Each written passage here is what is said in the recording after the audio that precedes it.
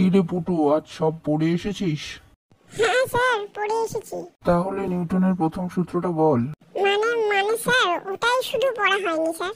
তাহলে দ্বিতীয়টা বল। স্যার, দ্বিতীয়টা আর প্রথমটা দুটোই পড়া হয়নি। তৃতীয়টাও নিশ্চয়ই পড়িসনি। তাহলে কি পড়েছিস তুই নিজেই বল। ঠিক আছে স্যার, বলছি। প্রথম প্রশ্ন, নিউটনের মাথায় কোন ফল পড়েছিল? এর উত্তর হবে নিউটনের মাথায় আপেল পড়েছিল। দ্বিতীয় প্রশ্ন, নিউটনের প্রথম সূত্র কে লিখেছিলেন? তার উত্তর হবে নিউটন লিখেছিলেন। তৃতীয় এবং চতুর্থ প্রশ্নটাও খুবই সোজা। সেগুলো হলো নিউটনের দ্বিতীয় সূত্র এবং তৃতীয় সূত্র কে লিখেছিলেন, এই দুটো নিউটনই লিখেছিলেন স্যার। আমার মাথাটা ভীষণ ভালো করে ঘুরছে, আমি বুঝতে পারছি না আমার কি হয়েছে। এই কে আছিস কোথায়? আমার তেল মাখানো লাঠিটা তাড়াতাড়ি শিগগিরই নিয়ে আয়, পারলে আর একটু তেল মাখিয়ে নিয়ে আসিস।